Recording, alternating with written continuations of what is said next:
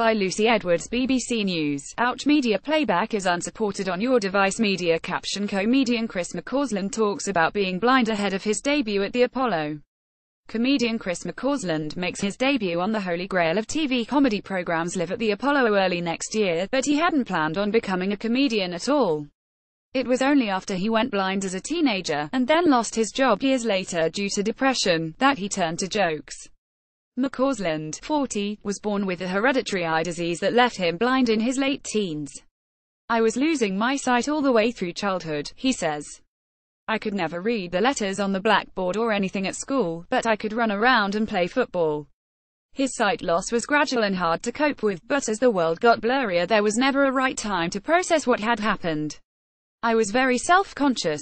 I hated using a white stick and I resisted it till the very last minute because it labeled me as being blind or disabled, which I was, but it was still quite new. I was very slow on the coming to terms with it."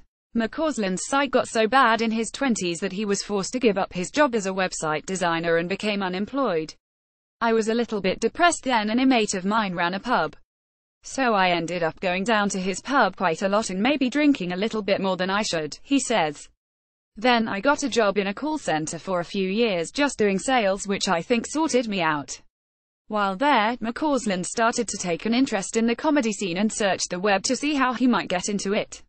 "I came across a thing that said you could be a comedian in 2 weeks and I thought behave nobody could do that." But he gave it a go and dared himself to write 5 minutes of material and perform it at an open mic night to see if he really was funny. "I didn't set the world alight, but people laughed more than once, enough to make me have another go," he says. Image copyright Chris McCausland. McCausland quit telesales shortly afterwards to concentrate on his newfound talent, but it took a further 2 years before the hobby began to pay. Initially his family were skeptical and told him to get a proper job, but he was determined to succeed. He honed his routine, performing 5 nights a week on the open mic circuit. Sometimes he would have up to 4 or 5 gigs a night, a number which creates its own original challenges. It can play tricks on your mind because you get to a point where you ask yourself, have I told them this, or was it the last show I did 40 minutes ago? As McCausland travels the circuit, so do his 2 sighted guides. They accompanied him to the month-long Edinburgh Fringe Festival where they helped him get around the city. It's a long old slog for them to be sitting through the same show for a month. So he tends to switch them halfway through. As well as getting McCausland to his shows, his guide for that day helps him onto the stage at each venue where the comedian always has a stool to sit on or stand beside. It doubles as a helpful point of reference when he gets up and moves around. "If I didn't have a stool," he says, "half of my brain would be thinking, which way have I turned?" McCausland can't walk into the audience like his fellow comedians, and has to memorize his script thoroughly before a show. Other comedians have more flexibility and more mental freedom. They can be loose with what they have written. He says they don't need to concentrate so hard to cram it all into their heads like he does, because they can look at notes. And though he has to approach his comedy a little differently, McCausland does not talk much about sight loss in his set. "It's a part of what makes me me. And I've mentioned it a little bit and made some jokes about it, but the idea is to get it out of the way and move on." Most of McCausland's jokes center around life in general, and he guesses that only about 15% of his set is made up of blind jokes. You don't want to keep on mentioning being blind because it stops being funny. If you're just talking about that, people are going to get bored of it. But being a comedian is not the only job McCausland has to juggle.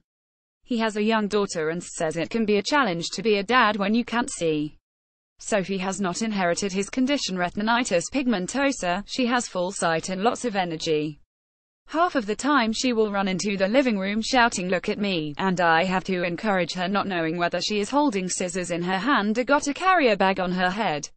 Implying that he must be doing okay, he quips that she is 4 now and he has managed to keep her alive this far. Communicating visually is important to young children who have not yet got the words to express themselves, but the 2 have developed a system now. She is beginning to understand that her dad cannot see. If she wants to show me the bows on her dress, she will put my hand on the bows and she says, "Look at these bows, Daddy, it's cute." As she gets older, we will be able to go out together, because I'll hold her hand and she won't be as reliant on my ability to not walk her into a lamppost. Image copyright Chris McCausland. McCausland will be appearing on the new series of Live at the Apollo early in 2018. He describes the moment he was offered the gig during a meeting at the BBC as the highlight of his career. "I did a little dance and went and had a beer with my agent," he reveals. Though the name of the program might suggest otherwise, the series was recorded earlier this year, and so McCausland has already performed the set in front of a 3,500-strong audience at the famous venue. He had one chance to get it right, which he describes as nerve-wracking. You don't really want your first time standing in front of that many people to be filmed for everyone to see, because you just look like a rabbit in the headlights. But the whole experience was amazing. It couldn't have gone better, he says. It's the holy grail of opportunity. Hopefully when they edit it and put it on the television it will look all right. You can watch Chris McCausland on BBC Two's Live at the Apollo on the 4th of January 2018 at 2200. For more disability news, follow BBC Ouch on Twitter and Facebook, and subscribe to the weekly podcast. You can also get in touch with the team by email.